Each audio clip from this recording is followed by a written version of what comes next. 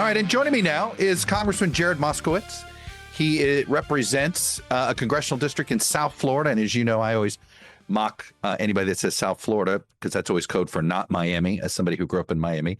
And in this case, because that is correct, this is a little bit of Broward County, a little bit of Palm Beach County. I'm just sort of teasing my fellow South Floridian here a little bit. We get upset about that, Chuck, by the way.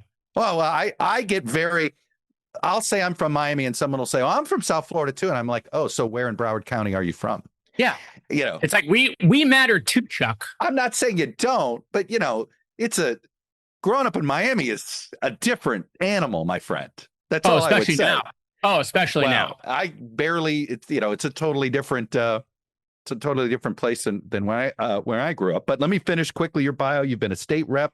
He's a Democratic state rep. He served in the DeSantis administration doing emergency management, got elected to Congress in the 22 midterms, I believe, serving now in his second term. He joins me now. And we were just joking. I'm beating you up there in South Florida. We'll do a little South Florida stuff here in a minute. But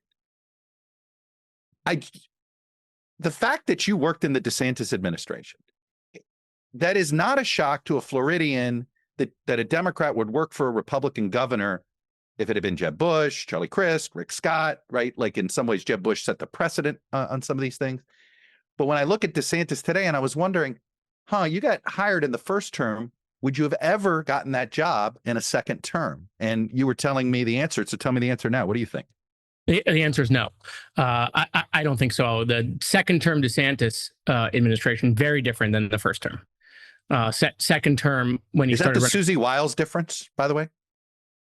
Well, Susie Wiles is the one who hired me, right? She vetted me. She was part of the transition team. No, I think the difference is when he ran for president and started this tack on the social issues again. And then, this the division. That was not the first 2 years of the administration. It really started obviously during COVID. Although I think there were a lot of things that we were right about COVID, about opening schools, things of that nature that I was involved in. But look, the Division of Emergency Management in Florida had a history of previous directors being from a different party than the governor, because it didn't matter. How about Craig Fugate, working for Jeb and worked for Obama? That's right. And he might be arguably, right, like one of the the best advisors you can have in that area. No, one of the best of all time at both levels. Those days, I think, are over now in Florida and in politics. Look, the Trump folks, rumors that they were looking at me for FEMA. I think it probably worked out for both of us that we didn't go down that route. But look at this climate, that would be an impossibility to do.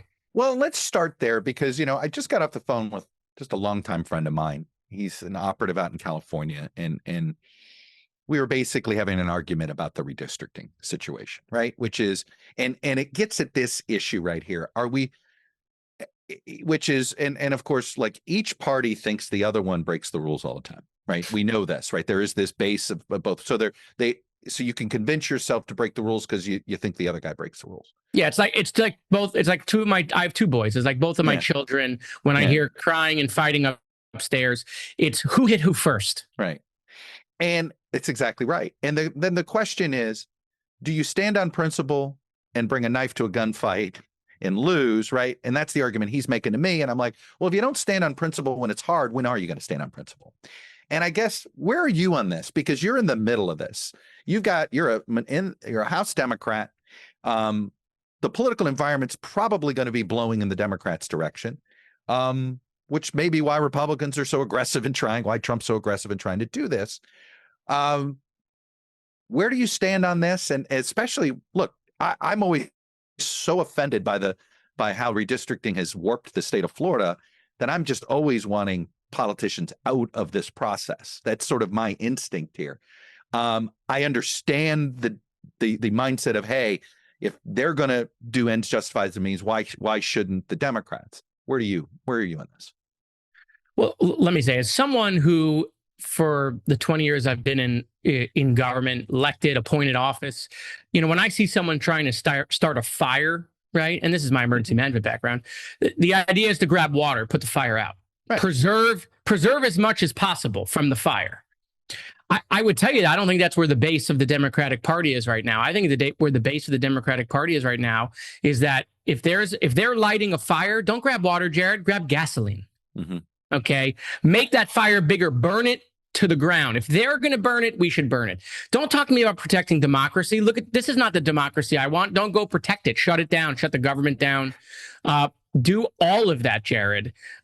It's no longer about work together. Why would you try to work together with them, Jared? They don't want to work with you. Look at what they're doing. And so I think there's been a shift from us being the adults in the room, which we are, the responsible folks in the room, which we are.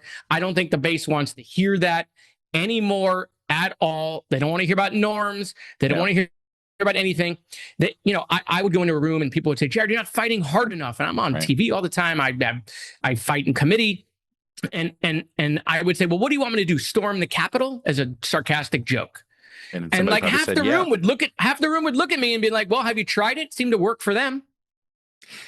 It was always, one of the fears I had about a second Trump term was that it wasn't that it was going to change the Republican Party even more, but that it was going to change the Democrats. Has happened. And we're watching it now, which is if you can't beat them, essentially join them. It's so funny. Yesterday, I just did this tweet above the Center for American Progress pulled their support, for independent redistricting commissions. And I just put a little note that I don't understand why the answer, if you're upset about voters being disenfranchised in Texas, why is the answer to disenfranchise voters in California? And then Rob Flaherty, who was the deputy campaign manager for Kamala Harris, and he goes, essentially made the argument you just said the base makes, which is, hey, we tried that. Nobody cares about protecting the democracy, essentially, and he wasn't being angry. He wasn't I didn't feel it as a personal attack. He was basically hey, basically saying, I'm the one with the head up his ass, right? I'm the naive guy here. And it sounds like that's the feedback you get. And I just think the unintended consequence. I have a moderate district, Chuck. Yes. And I have a moderate district, right? I don't have a +20. I got a +2. Right. Okay. And don't get me wrong, my general election voter isn't necessarily there, but my primary voter is absolutely unequivocally there. This is the conundrum for the party, right? Is that primary voters want a fighter and swing voters want a uniter. And I don't know if you can be both. Well, look, I try as much as I can. I hit him in committee. I hit him online. And if there's a bipartisan bill, I will vote for it. But those folks that are there, whether they're D's or R's, I now know the dinosaurs feel, right? That era is coming to an end. It is absolutely coming to an end. And gerrymandering is going to speed that up because 5 seats in Texas, 5 seats in California, a couple in Florida, 2 in Ohio, 1 in Indiana, 1 in Missouri. Now the 25 seats that we're always fighting over, now the 25 or 15. Right? No, this is full-on parliamentary national election now. Yeah, this is, and by the way, this is, if you don't think Congress functions now, I mean, just give it 2 or 4 more years.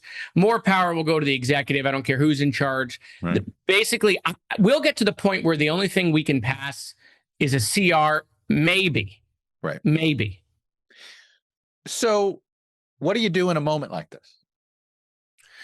Well, look, I think for me, I've been doing this since I was 25. I'm going to continue to do what was right. I'm really guided by the shooting that happened at Marjory Stoneman Douglas at my high school in my backyard. When I saw government fail, the FBI failed, school board failed, the Broward Sheriff's Office failed, right? This was a preventable event. Government failed, and kids and adults died as a result of it. Right. And so I got to be honest, Chuck, I do what I think is right. Okay. I obviously want to represent my voters. Okay. But I'm still going to do what I think is right. If the voters decide that I'm not for them, right? I got 2 boys at home, right? Behind that door, right? Okay. I'll go back to them. My life will go on. If keeping my job is so important that I'm going to lose who I've been, then so be it. So for me, you obviously look at the climate you're in, you adjust, you see where you're going, but you still got to stay true to yourself. That's always been me. It's how I passed gun control in a Republican legislature. We raised the age to 21 after the shooting. We got red flag laws. I didn't do that by lighting the Republicans on fire. I did that by bringing them to the school, making them meet with parents, trying to see that, look, yes, we want to protect the Second Amendment, but isn't there mitigation we can do, right, to kind of like lessen this problem? But that way of thinking, Chuck, is gone. Everything Trump touches is bad. We can't work with him. And don't get me wrong, he's deserving of all of that. I mean, just look at what's going on here. Okay, I mean, every day it's something new that wasn't in any book of political science I ever learned about. Well, certainly not the version that you and I grew up with, which, sometimes I kind of wonder if we ended up growing up in an outlier period of American history, meaning the Cold War kept both parties more sober. And then after the Cold War ends, that's when you saw both parties start to move further and further away from each other. If you look at that I used to work at National Journal, and we used to do these vote rankings, and who was the most liberal Republican, who was the most conservative voting Democrat. For 30 years, there was always, the lines always crossed. And sometime in about 2009, 2010, they started to be here, right? You'd get like Manchin and Collins, and it's farther and farther away because politically it's hard to even support a bipartisan bill. Oh, yeah. And look, gerrymandering is a big piece of how we got here. But also, Chuck, let's be honest, the amount of foreign interference that's going on now, online especially. Look, China has like one aircraft carrier. Okay. They're not going to beat us militarily. Neither are the Russians. They're not military threats from the Pentagon standpoint. So what they've done is if they have invested heavily on trying to divide us from within. Getting Democrats and Republicans foaming out the mouth, get us to hate each other, divide us, division, all the time, create enemies, create boogeymen, do all of that. And by the way, they have had tremendous success doing that. We are at each other's throats. And if we're at each other's throats, then we can't make decisions. If 9/11 happened tomorrow, God forbid, another 9/11, you think we would come together as Americans? We would immediately start attacking each other rather than focus on who committed it. We'd immediately start the blame game. Well, I mean, this is where leadership matters, right? We always are reflective by how the president sets the tone. And he doesn't believe in win-win. There's one winner and one loser. And if he's succeeding, somebody else has to be failing. It's the Talladega Nights version of politics. If you're not first, you're last. So you mentioned two important laws you got passed. Governor Rick Scott signed them into law, and it was raising the age, and it was the red flag warnings. And now both, I believe, have they repealed the 21 completely? No, they're all still there. They're all still there. They're trying, right? Yeah, the House has tried. The Senate has stopped them. But 7 years later, we still have 21 in Florida, and we still have red flag laws. Even though the governor is trying to get rid of it, right? Correct, but hasn't succeeded, and quite frankly, Chuck, hasn't put a ton of capital into it.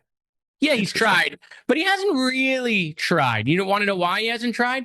You know how many times red flag laws have been used in Florida in 7 years now since we put them in place? Over 20,000 times.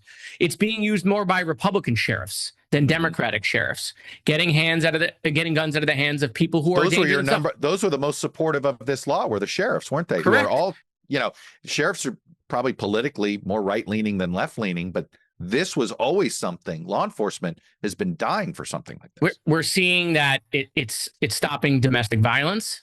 We're seeing that it's helping veterans who are having or suffering from PTSD.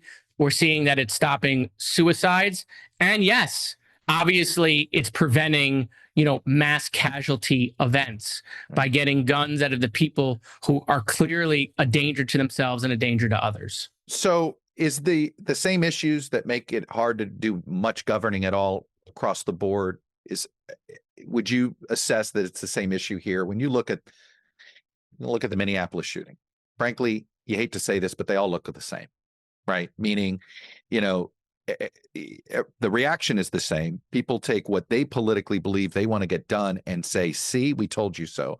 And it's always an or. I always say there's or is it an and issue? And to me, we need to look at access to guns and mental health and school security and divisive language on the internet, right? It seems like it has to be all of the above, and that seems to be, you would think that would be an easy thing to sell. Well, and Chuck, that's actually what we did. Hard thing to sell. Believe it or not, that's actually what we did in Florida.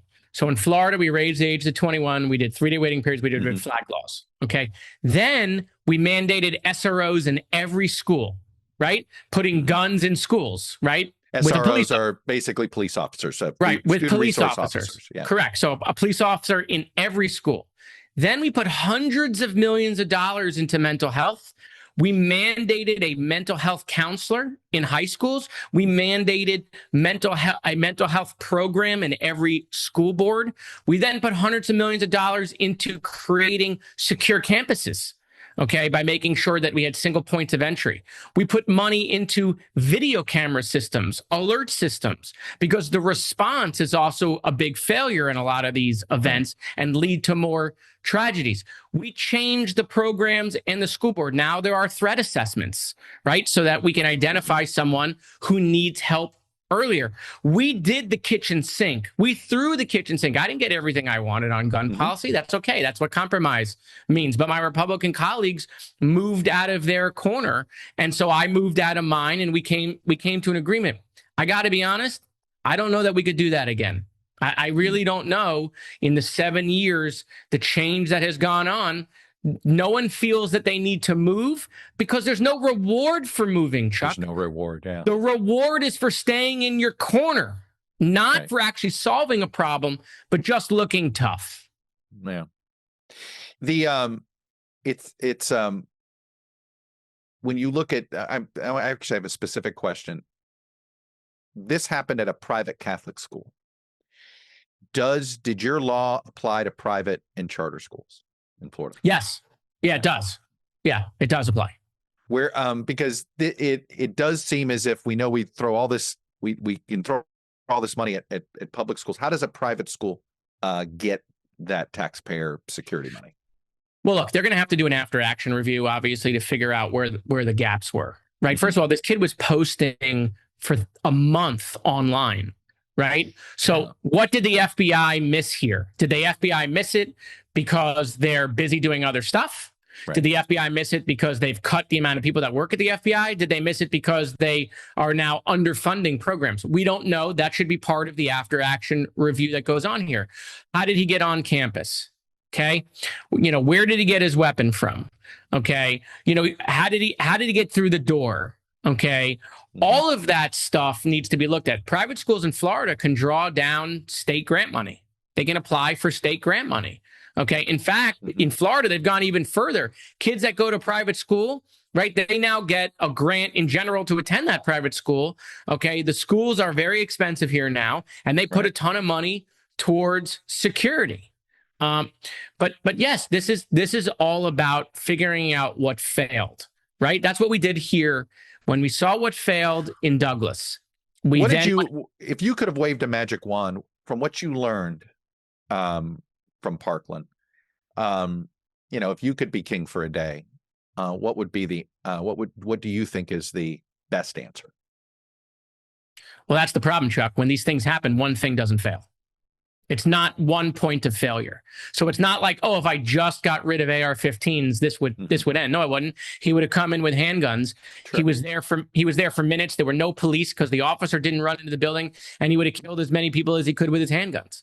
Okay. So one thing doesn't fix it here. That's why it is an all of the approach. You can't just do all of one category. You can't just do SROs. We had an SRO at Douglas. He decided to stay outside because he didn't want to die. So the other issue, obviously, is rhetoric online. And when do you take it seriously? When do you let it go? There's censorship questions. And what's interesting about this issue, as you said, there's in hindsight now, all these red flags, given what he was doing online. We obviously, the entire online conversation, frankly, when as a parent, you feel like you have very little ability to sort of to monitor it or to prevent it. We're all at the mercy of these 5 big tech companies. And I think about the other thing you brought up, which is, hey, we have foreign adversaries that are intentionally trying to use essentially social media to do this. So this is a societal problem that on one hand is a problem for our young men and boys right now. but it's also this larger problem in our society as a whole. How do we deal with this big tech issue? Well, I mean, look, it's a big piece to the puzzle here. I mean, the TikTok piece, okay, is a huge piece on how we're going to control how propaganda gets fed to the American people. TikTok, and I don't want to be clear, I don't want to ban TikTok, right? But you have to also recognize it's a psyops weapon, okay? There's a reason why I'm not allowed to have it on my official devices. Hey, man, I won't put it on my phone because if you guys won't. I'm sitting here going, well, look, I mean, you know, and this, I'm having a harder time trusting my government these days, but that's a separate issue. But I'm awfully, look, my kids are both on it, you know, but they're now grown adults, and there's nothing I can do about that. But I certainly see how it can easily be a psyop, and I guess I could argue, why shouldn't we ban it? No, listen, India has banned it. Okay. And China's TikTok is not our TikTok. Theirs is an educational program. Yeah. Okay. So they're making their kids smarter. They're making our kids dumber. They're feeding our kids false information. I mean, don't get me wrong. Twitter or X is also a cesspool of hate and garbage, but there at least is community notes. TikTok has no community notes. I mean, I remember when that letter the love letter from Osama bin Laden was circling on TikTok. Do you remember this? And American kids were reading the love letter and they were like, man, Osama bin Laden was right. And all of a sudden China was like, oh shit, that we're getting caught in our algorithm, and they took it down. Okay. That is the power of that should have showed every American, oh my God, look what they can do. And so what they're doing, because China thinks in 100 years, 1,000 years, what they're doing is getting us addicted, getting it attached, setting the seeds, getting it fully ingrained in society, right? And that way, with the young people, right, of the 18 to 35 demographic right now, 30% of them get their news exclusively from TikTok. They don't check a second source. So with young people, they can move them whatever direction. You ever hear about what the Chinese do to the Uyghurs on TikTok? Right? You think any of the kids in school know anything about the Uyghurs? They know everything about Gaza. They know nothing about the Uyghurs. They don't know that China's got a genocide going on over there, right? Scrubbed from the platform, right? Yeah. That's how you do a psyops operation. Well, you just made the case to ban it. I voted for it. That's why most of Congress voted for it, to force the sale. You know, China's position on this was interesting. They were like, no, we're not going to sell it and make billions of dollars, hundreds of billions of dollars. To me, that's what was the tell. They were like, we're going to make more money. Oh, no. We'd rather shut it down. We'd rather shut it down. Well, because we can't get the source code, Chuck, because if we get the source code, we can see what they've been doing. That's why. Well, it gets into a larger issue. I mean, look, I was reading an interesting piece talking about young men and the issue of pornography, right? And I think I've been glad to see it's more red states than blue states. But as a parent, trying to at least put some hurdles in. Pornography shouldn't be so easy to get on the internet. It shouldn't be so easy, and how it's really sort of really negatively impacted the way young people interact, the way they date, all of these things. And yet, the First Amendment's the First Amendment. What are some of the lines that you think government could be doing more with here on a federal level in order to sort of clean up this social media mess? Well, I don't have a problem with the age verifications with pornography. That's fine. Age verifications are great. We have to start trying to protect our kids, right, from being just totally sold everything as soon as they get onto the internet, right? To being part of the grift that is going on. My kids are on YouTube. They're not on TikTok, okay? Yeah. But man, are they getting pitched everything at all days, at all seconds on YouTube. Like, it is crazy how Be careful of that recommendation algorithm. Man, I mean, my son, when he first started on YouTube, he was just a baseball fan, just following that stuff. And then all of a sudden, he's in Joe Rogan's podcast. And I went, how did that happen? It happens fast. It happens fast. I let them on YouTube, not in their bedrooms. They got to do it in the living room so I can at least hear some of the stuff. And I got to be like, get off that. I have to sometimes delete the app, try to reset the algorithms, try to clean it up. So yeah, there is no doubt that I think the majority of Americans would do something, and the majority of elected officials would probably do something. But the tech lobby is strong, Chuck. It sure is. No, it's replacing the healthcare industry and the defense industry right now. They're stronger. No question. They are 100% stronger. I mean, the fact that every one of these companies has their own Washington office, the fact that these CEOs have bought property in DC, you think they're doing it because they like hanging out at the wharf? Yeah. Well, you don't think that the fact that all the tech titans were at the inauguration sitting on stage with the president, that was a very clear message to me. 100%.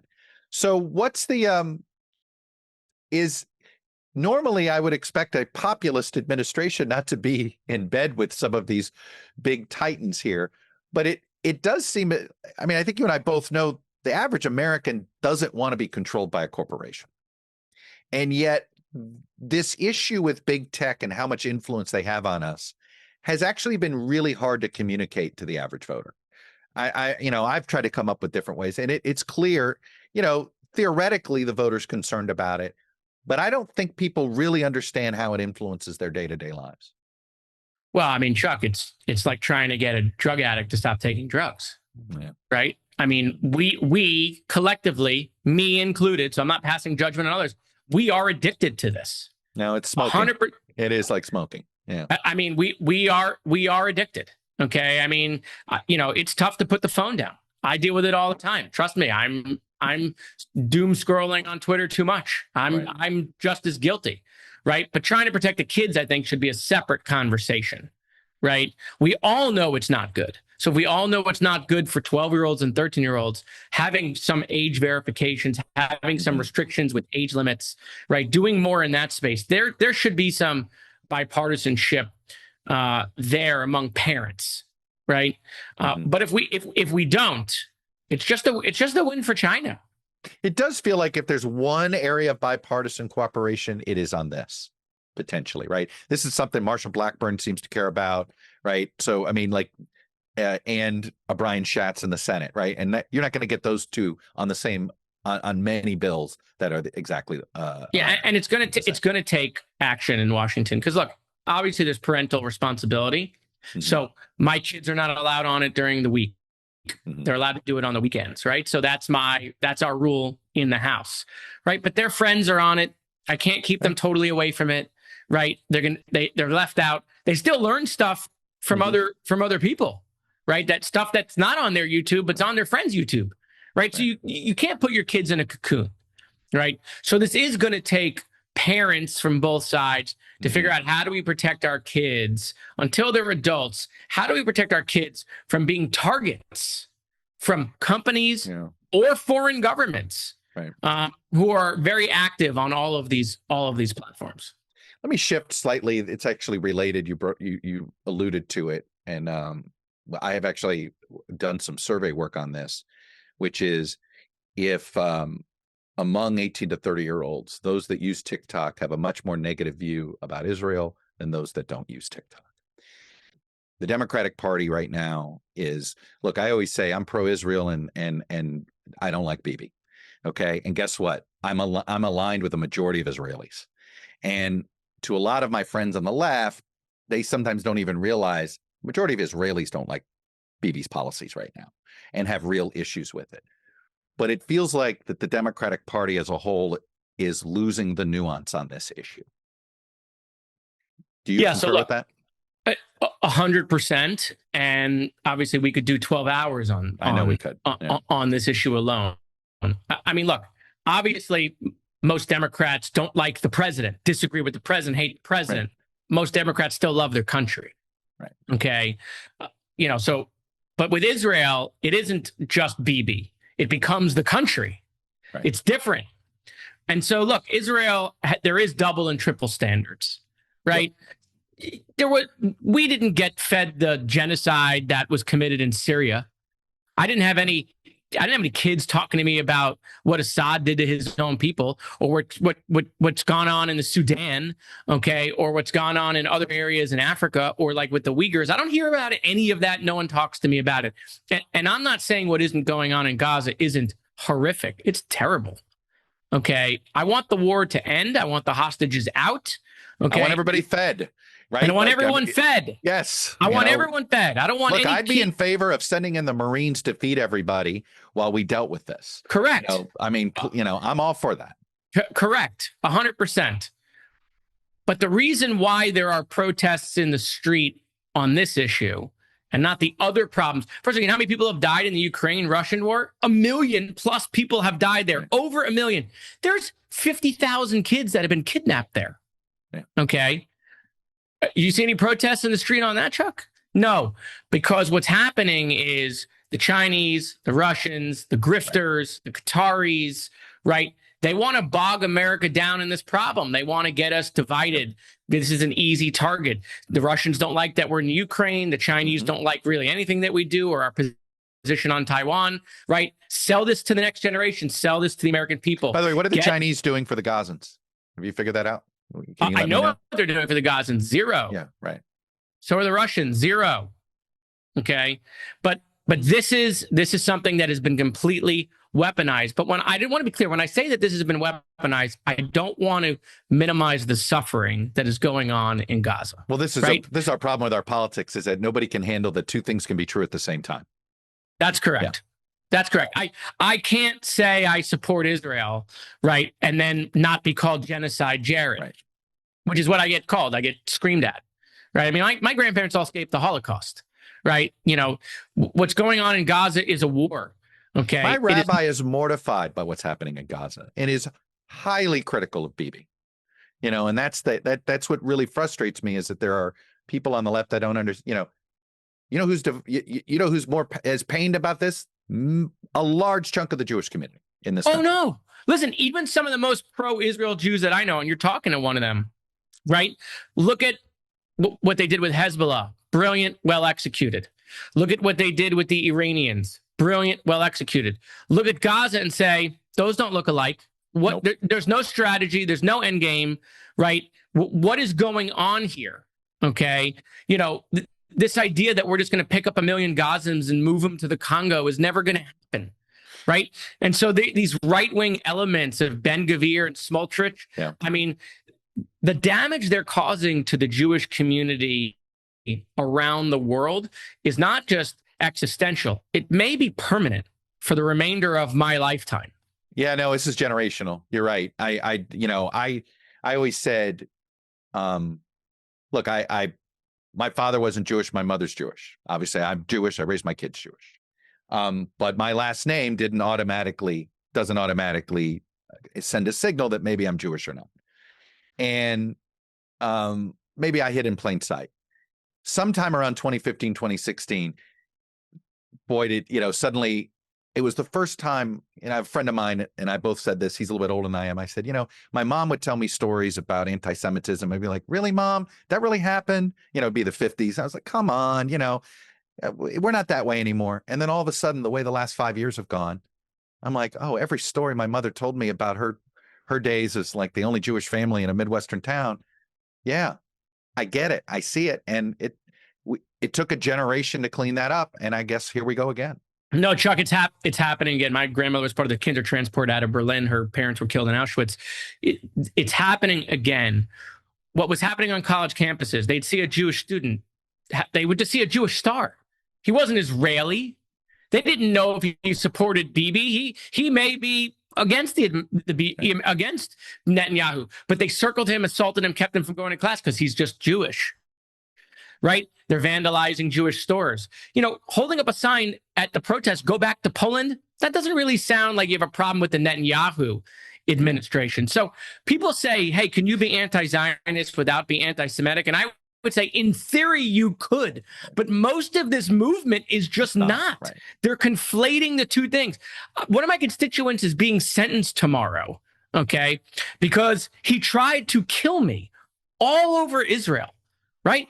Target practicing in his backyard, had a manifesto. I was the target. He was Googling where my wife worked, what temple I belonged to. He had a rifle, a sniper, a scope, a vest, unlimited rounds of ammunition. He was a former felon. The only reason we knew about this is because when he was target practicing in his backyard, his neighbor called the police and he was arrested because he was a former felon. Otherwise, not on the radar. Wow.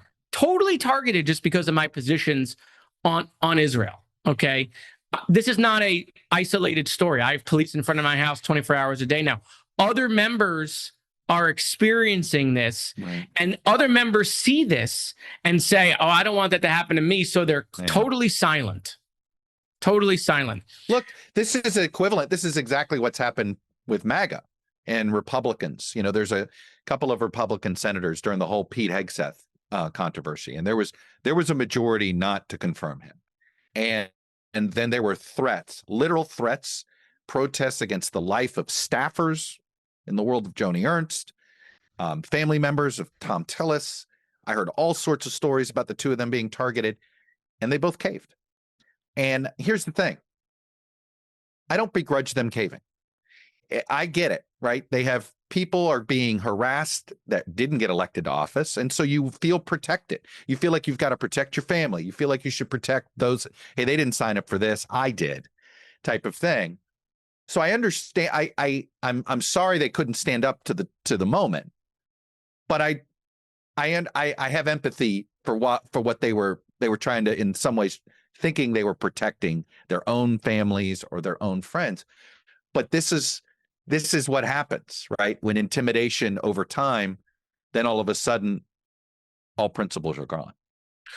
Well, I mean, listen, right? Back to your whole point about how Trump is affecting the Democrats. You were worried about that. Trump has changed the whole thing, right? So yes, intimidation politics, right? When people view what Trump is doing in his success, intimidation politics works. So they're just doing their intimidation politics on their issue. And it is absolutely having an effect on what can get done in Congress, what can't get done in Congress, whether you communicate on something, whether you stay silent, whether you avoid a target on your back, and whether you cave. I mean, by the way, there is lots of caving going on a bunch of issues because of intimidation politics. Yeah. Republican and Democrat. I'm curious, what kind of outreach do you get from Netanyahu's government?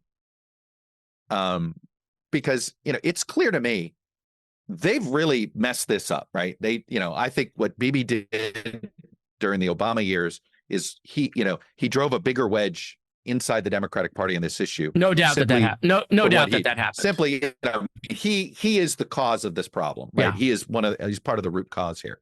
And now you've got a majority of the country that doesn't want to give aid right now to Israel.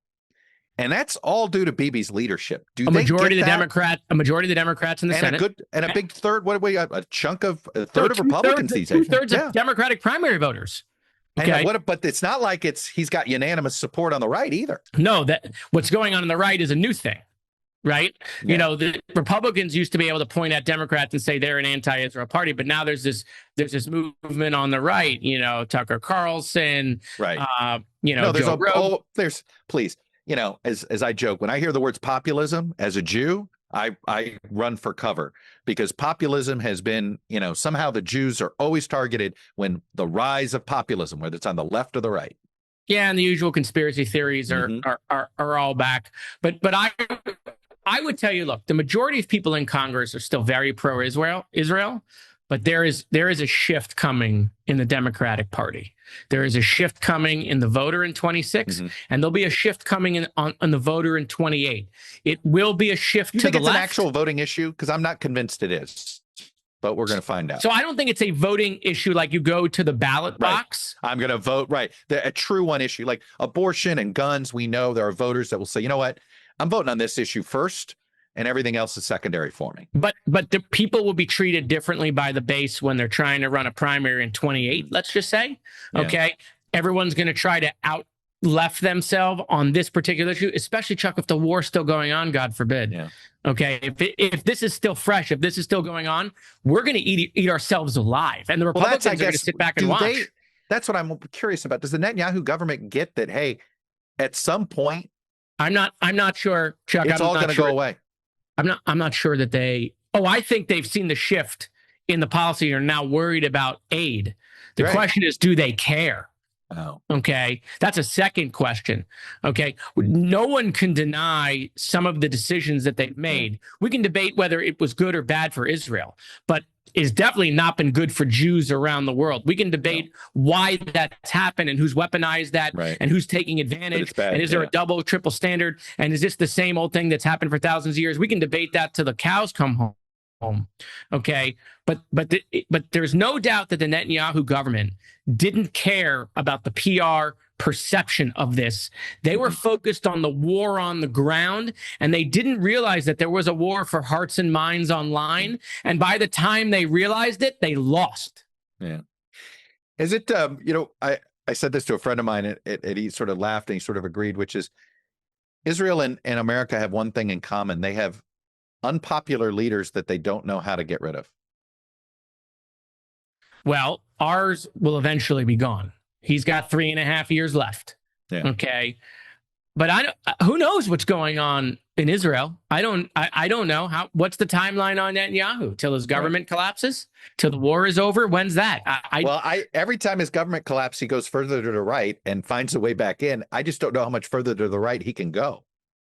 Yeah. Well, I mean, look, there's been shifts over there, right? Yeah. I mean, there has been shifts. October 7th moved them further to the right. No, a majority of Israelis are no longer in favor of a two-state solution, are they? But guess what, Chuck? After 9/11, which direction did we move? Did we move to the left?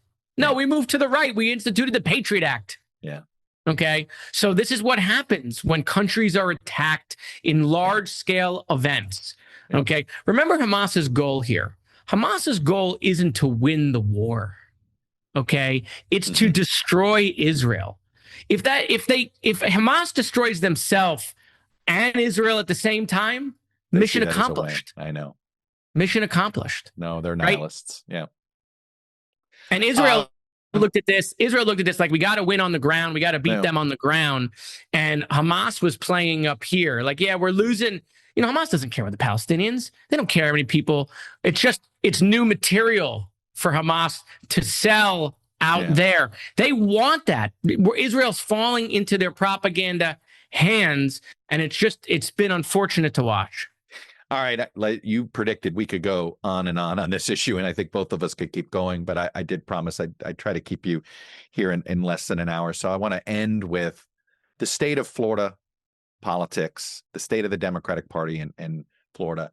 How much of this is a voter shift, and how much of this is a lack of investment and leadership in the state party? Well, again, Chuck, there's not one thing that has gone wrong to get us here. Okay. Obviously, being out of power for 30 years, hard to raise money. Okay. Which helps with voter turnout. If when you're not in power, it helps with, quality of candidates. Tallahassee is not like a great place to go to, not easy to get to, especially when the Democratic base is from the South. Okay. But at the same time, I think you really got to look at COVID. COVID was a seminal moment in politics. Even though we had more Democrats in Florida, registered Democrats in Florida, when Rick Scott got elected, when DeSantis got elected, when Jeb Bush got elected, when Charlie Crist got elected, we still had more Democrats, but we were still electing Republican governors. Okay. Now there are 1.2 million more registered Republicans. It's starting to get to a point that it's not recoverable, at least not in the short term. Okay. But I think COVID was a big piece of it. I think COVID was a big piece, and I was there. I was involved in it on the other side. I think, and I have. How did Joe Biden only lose by 3 points then? How did he only lose? He lost Florida in 2020 by just 3 points. Well, I mean, again, as Joe Biden would say, don't judge me against the almighty, judge me against the alternative. And so 2020, right, we were still mid-COVID, okay, and, people wanted to change. They wanted to change, right? And so that was a mood politic.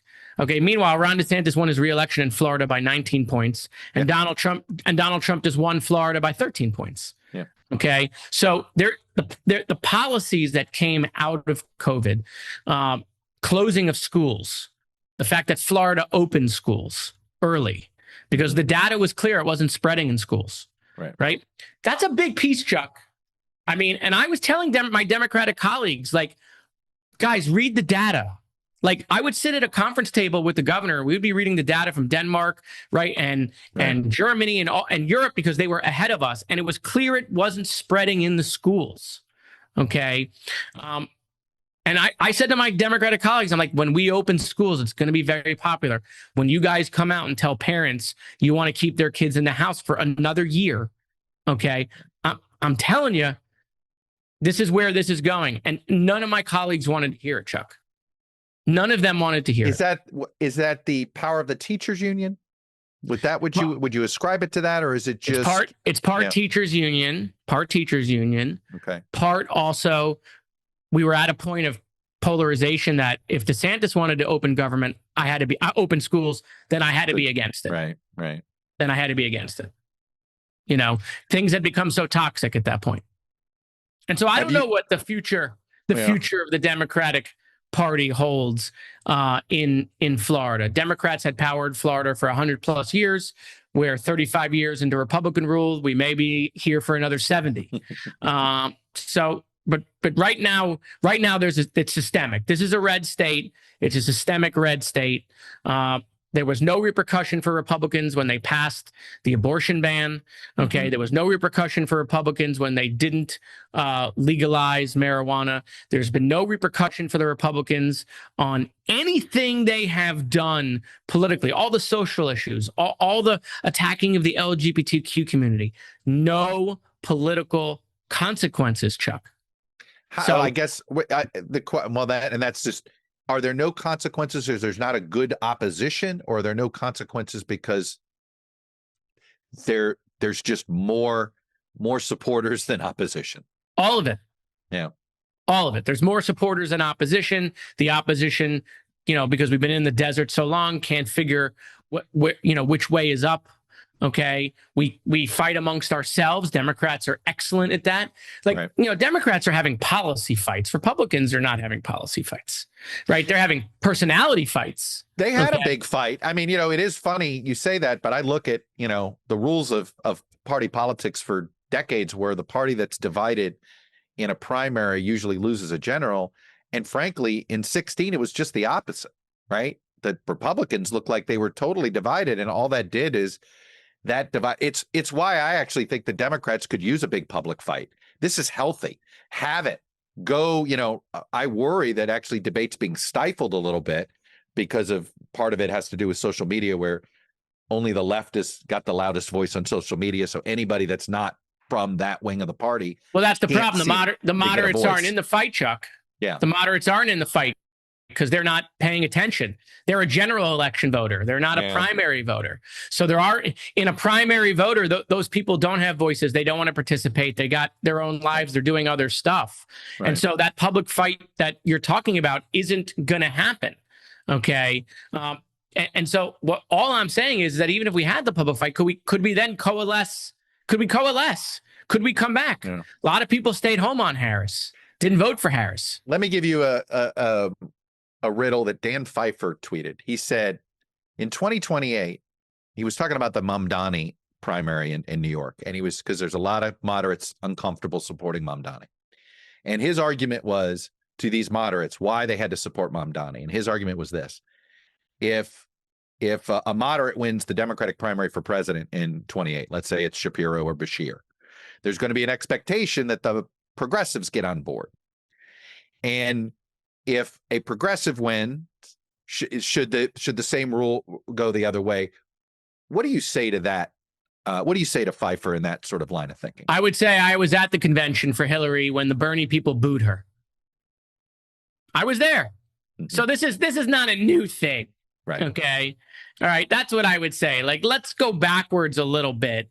Okay. And yes, we always say to the progressives, you got to get on board with a moderate, and they always bitch and complain and throw it in our faces. And that's fine. Mm-hmm. Okay. But, when it came time to trying to beat Donald Trump, okay, and maybe they didn't understand the existential threat that he was, okay, a lot of the Bernie people weren't on board, Chuck. Right. They weren't on board. And so, and that's a question that Democrats have to ask themselves. Do they want purity or do they want power? Republicans have made that decision. They want power. Power is the only thing that matters. In fact, Republicans tell me all the time, Jared, you should try it sometime. It's great. Okay. But Democrats seem like we want purity. We want purity, right? We don't want power. And that's going to be something we're going to have to decide in 26 and 28. Do we want to win the House? Do we want to make Hakeem Jeffries Speaker? Or do we want to nitpick some of the things we don't like about Hakeem or the left doesn't like about Hakeem? Okay. Do we want to win in 28 or do we want someone who's so pure they're not electable? I mean, these are decisions that we're going to have to make. That doesn't mean you pick the most right-leaning Democrat. That's not what I'm advocating. What I'm advocating is electability the only thing that matters? And I think at this point, the Republicans have made that decision. It's power. Get everybody in line to win power. If this is the way we got to go to win, then that's what we're going to do to win, period. And Democrats, we're having all these wonderful policy debates. We got our pie charts and our graphs, and we're going to send out talking points with 18 things on it that nobody reads. Okay. Trump is selling blenders. He's throwing in free shipping, Chuck. Okay. And we have lost it. There are people who know how to communicate. Right. Like I don't necessarily agree with everything on AOC, but brilliant communicator. She knows how to do it. 100%. She's really good at it. I don't necessarily agree with Mamdani. Brilliant communicator, knows how to communicate. He had 3 things. He sold people 3 things. That was it. 3. And it was repetition, similar to Trump. Remember, no collusion, no collusion, no collusion. I had breakfast this morning. No collusion. Melania is beautiful. Right. No collusion. No collusion. No collusion. Over and over and over again. This is how political communication works now. I have students that come up to me and they're like, "Oh, Jared, I want to run for Congress. I'm studying political science." I say, "Drop political science. Go study go communication." To marketing. Yeah, go to marketing. Go study communication. You need to learn how to communicate. If you don't know how to communicate in today's politics, then 100%. Good luck to you. It's the communicators that are going to rise on and know how to sell the package to the American people. There is a U.S. Senate seat that is up in 2026. Your name's been floated. Are you looking at it? And if not, why not? Well, what I would say is I'm not looking at it. I'm looking at re-election. But if for some reason Republicans decide to do all the gerrymandering and decide to set me free from my district, perhaps then I would look at it, Chuck. So I'm not looking at it. Are you assuming you're going to get targeted? Oh, I'm absolutely going to get targeted. Oh, I mean, my district's the closest in the state. Is Palm Beach? I mean, I've sort of been watching Palm Beach. You know, there's always been this idea that the 3 counties are these rock blue counties, and of course, guess what? Miami-Dade has gone the other way. It's probably pretty much a 50-50 county, maybe slightly leaning right now versus left, but it's right. It really is a right down the middle county at the moment. Broward is still a pretty rock solid Democratic county. Palm Beach, I would assume that the more sort of the magnet of Trump has had some impact in shifting your Palm Beach constituency a little bit to the right. Is that the case? Not some impact, major impact. Okay. Right? Okay. It started again with COVID. New York, New Jersey, Connecticut, Chicago, they California. All came down to Florida. Republicans moved here. Okay. Yep. You can see it just in the price of real estate, quite frankly. So Boca Raton used to be a Democratic town. It's now a Republican town. I've lost Boca Raton twice in both of my elections. Yeah, yes, that was a rock solid D town forever.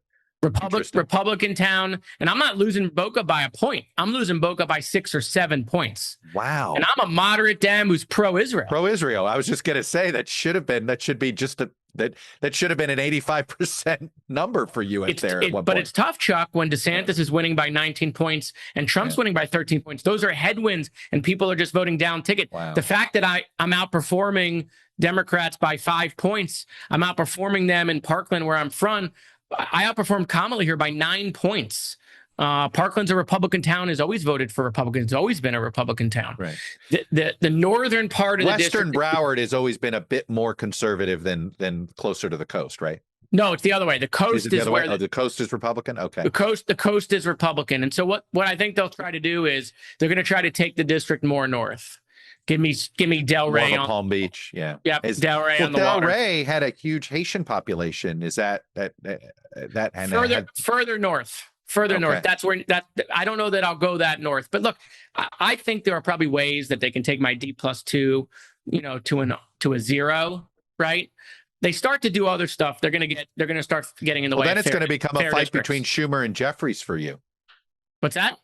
It's going to be a fight between Schumer and Jeffries for you, because Jeffries is going to want you to run because you're probably the only D that can win if they redo your district.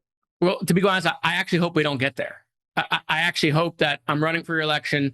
They don't mess with fair districts and violate the Constitution, and that I help to make Hakeem Jeffries Speaker. Because no offense to Chuck Schumer, flipping the Senate versus flipping the House, different. Democrats have to get a wing of government back. We have to, for two reasons. One, for the country. Two, if we don't win in 26, I don't know what will be left of the party. You're not wrong. It is pretty bleak if somehow Democrats don't win anything in the midterms of 26. Well, Republicans are doing a great job, Chuck, with gerrymandering, in that if they if California doesn't happen, and look, I've always been for independent commissions. Okay, back to your what should we do? Should we respond, or should we sit on our principle? I think what Gavin Newsom is doing is correct. You have to. He's going to the voters. I mean, I do think that California is different than these other places. I think they have to, but I actually think that deserves, like, that's at least a small d democratic way of fighting back. He's got to make his case to the voters in order to do this. No, but if that doesn't happen, let's say the voters vote it down.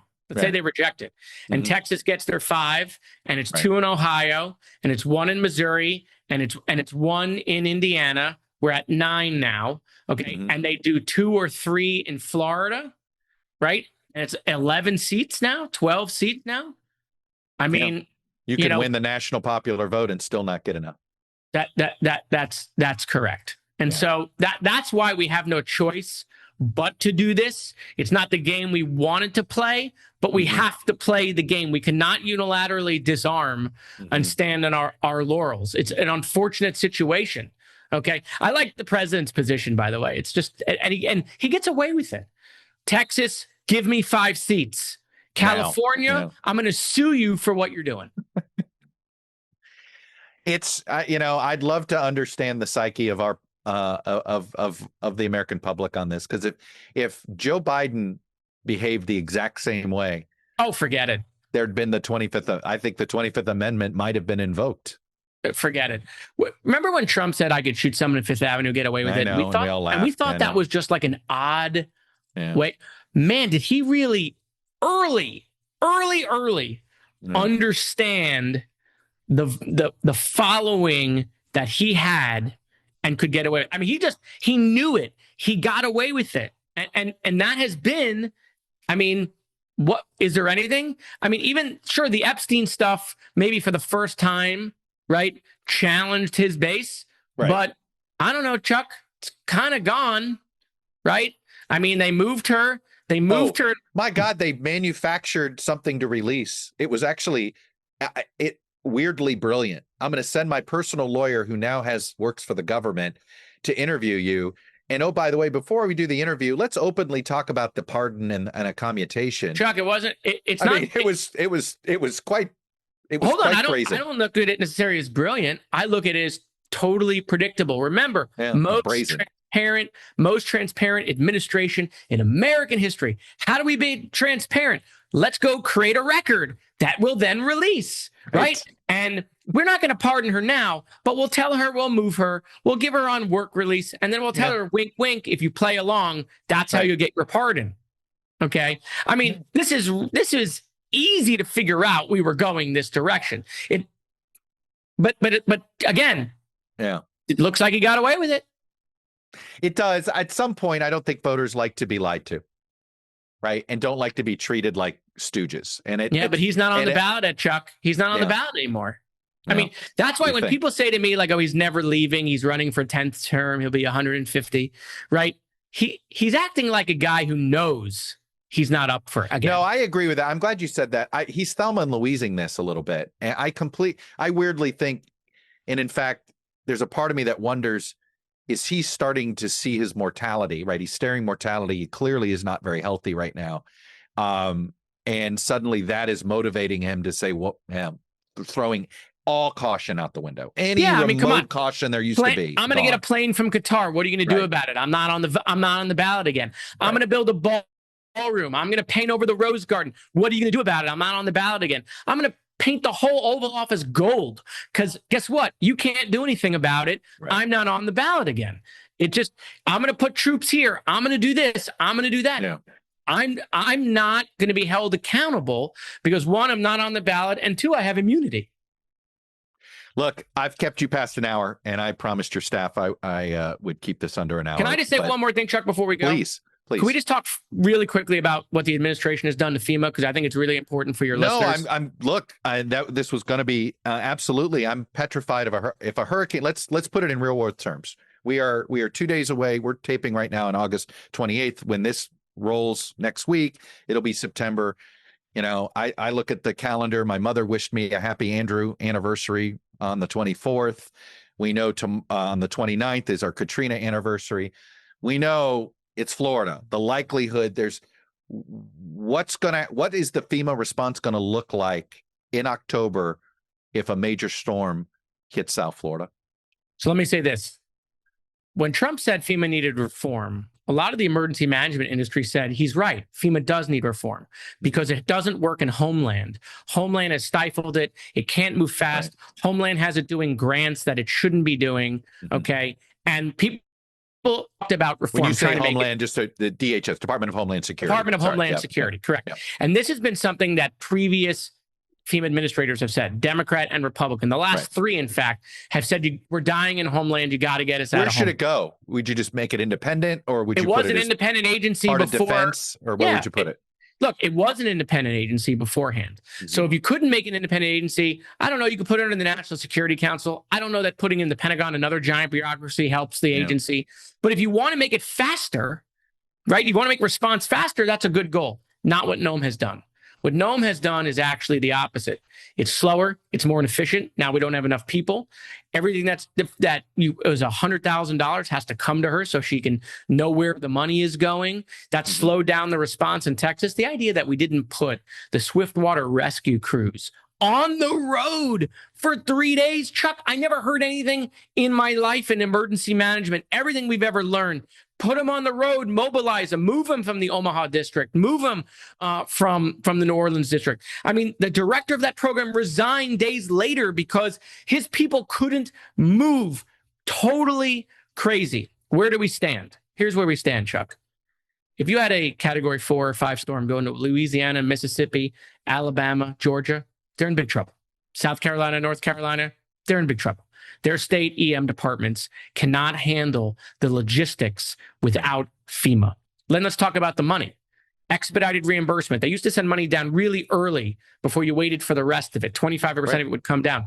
That program seems to be gone. How about pre-landfall decks, where you'd get a declaration from the president 2 or 3 days before landfall. Just to speed up the process, right? You speed up the process. You can start spending money. You know you're going to get reimbursement. Right. Your cities and counties who might be fiscally constrained, they know that they're getting their stuff. They can start moving, their logistics operations, their debris removal, their water, ice, power restoration, all of these things. We don't know if we're getting pre-landfall declarations. We're watching these declarations for other events. We watched the governor of Arkansas, who worked in the Trump administration, beg for 2 weeks to get a declaration. So I can tell you, I speak to a lot of state directors, deathly worried. God forbid we had a Northridge in California. Hasn't happened. In fact, there's no one really who went through that's still in emergency management. Okay. FEMA is not ready. So when they sent that letter and called it the Katrina Declaration, what they're really trying to say is FEMA has to work in a Cat 5. Sure. Okay. You want states to handle Cat 1s on their own? No problem. We could get there. But they can't do a Cat 5 on their own. It would take generations and generations of investment for them to build that capacity. Okay. But now FEMA's not ready for a Cat 5. They're not ready for a Cat 4. They're not ready to mobilize. They're not ready to prop it up in the event that happens. So in Florida and Texas, where we have better emergency management departments, okay, we'll fare better unless we get an Atlantic storm that goes into Palm Beach, Dade, or Broward. Okay. Remember Dorian a couple of years ago that paused over the Bahamas and just destroyed the Bahamas. It was a Cat 5 storm, stopped 75 miles off her coast. Somehow didn't come on shore, right? And just turned due north. Yep. Okay. God forbid that storm that was Aaron, right, had turned over land and not over water. We're not ready in the Tri-County area without FEMA's help. And we have one of the best emergency management directors in the country in Kevin Guthrie. Yeah. FEMA would have to move military assets, okay, to this area in order to do swift water rescues. We would need the amount of food we would need to feed millions of people. Look, I went through, Andrew. I mean, it was a catastrophe, and it was about 2/3 of what the population is today down in Dade County. And don't ask me why, because I haven't been able to figure out the why. But Kristi Noem has absolutely gutted and destroyed the agency. We talk about what's going on in the Department of Education or Social Security or Medicare, right, and FEMA doesn't get a lot of attention. FEMA is in worse shape than anything else. What's weird about it is it goes against his sort of, he wants to be the benevolent king, right? Trump. So this, you would think, would actually be in his wheelhouse. Yeah. That he would want to be the savior. He would want to be the guy, the way he wants to control interest rates and control this. In a weird way, why wouldn't he want more? This is the one thing he doesn't want control for. My only thesis on this is he didn't like getting blamed for FEMA's mistakes in his first term. So he's decided anything that gave him a negative approval rating, right? Hurricane Maria down in Puerto Rico and some of these other places. That's my only theory, is that he didn't like that that if FEMA messed up, that he took the fall. So now he wants to turn it into a state thing. It's my only explanation of why he's this way. Because on anything else, he wants more control when it comes to handing out money, not less. Well, of course, FEMA is a political football, right? So yeah. that's always been the case. I'll give you another theory. You're going to think I'm crazy when I say this. Look, any theory these days with Trump is not crazy because they're all crazy. He didn't know. How about that? The theory he didn't know. Oh, interesting. He didn't know actually what she was doing over there. They didn't know how bad it was. Similar to how they didn't know that we got rid of the guys that run our nuclear programs when we were doging everyone. They didn't know, right, and then found out later. I'll give you another theory. They didn't know. They didn't know what Kristi and Corey Lewandowski had done over there. And they're finding out now. And the problem is, as you know, very easy to break this stuff. Yep. Much harder to fix it. But now it's a self-fulfilling prophecy. Texas was a test run. I mean, you just pointed out, that was actually a massive FEMA failure. Whether Texas Texas had a decent response, so it sort of covered up how bad the FEMA response was, right? Correct. Which, that's what I've said. If it was a state without a robust department, it would have been dramatically exposed. And now I think there are people in the West Wing that recognize this is a problem. But Chuck, that's not how Trump works. He's a brilliant marketing and sales guy. So you know what he'll do? He'll say, "I told you so. I told you they were broken." Yeah. Well, this is one of those cases where I thought Susie Wiles would have impact on this. There were a couple of spots that I thought she was going to have impact. One was keeping the Kennedys crazy from being too influential. That's been a failure. And on storm response. Well, I'll tell you this. Okay. And again, you're talking to a Democrat who worked in a Republican administration. And you know her a little bit, so you may have some insight. And I know her. Yeah. You only know what has gotten through. You don't know what she has stopped. I know. I hear this a lot. And so, I was in a Republican administration. There's a lot of stuff that got through. But you also don't know what came, and you're like, oh my God, that got stopped. Right. Whether it was one chief of staff or another. You're describing, I joke, this is what every Trump book is like, right? Every Trump book is, you won't believe what he tried to do, and you won't believe who stopped him, right? That was every Trump book in the first administration was some form of that. So I take your point, but I guess there are fewer things that get stopped. That'd be my one concern. Listen, I don't underestimate the president's imagination on what he thinks he can do under his power, but also there are the people around him. Okay. Yeah. The people around him in some instances are worse. Okay. On what they want to do and now have full reign to go do. Yep. Okay.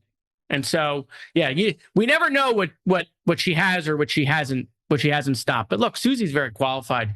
Runs a very tight ship. No, I look, there's a few people, I deal with people that are just like, they assume it's all alarmist. I'm like, yeah, but there are going to be people that end up I always say this, the hero of this story will be somebody you don't like at the moment. Oh, yeah, of course. Mike Pence was the hero of January 6th. Liz Cheney, right? I mean, I tell this all the time to my liberal friends. You don't know, just like in the first term, somebody's going to be the hero that right now you don't like. Yeah. So, well, I appreciate it. Thanks for letting me talk about FEMA. Well, I would too. Am I going to see at the Miami Notre Dame game? I don't know that I'll be at the Miami Notre Dame game.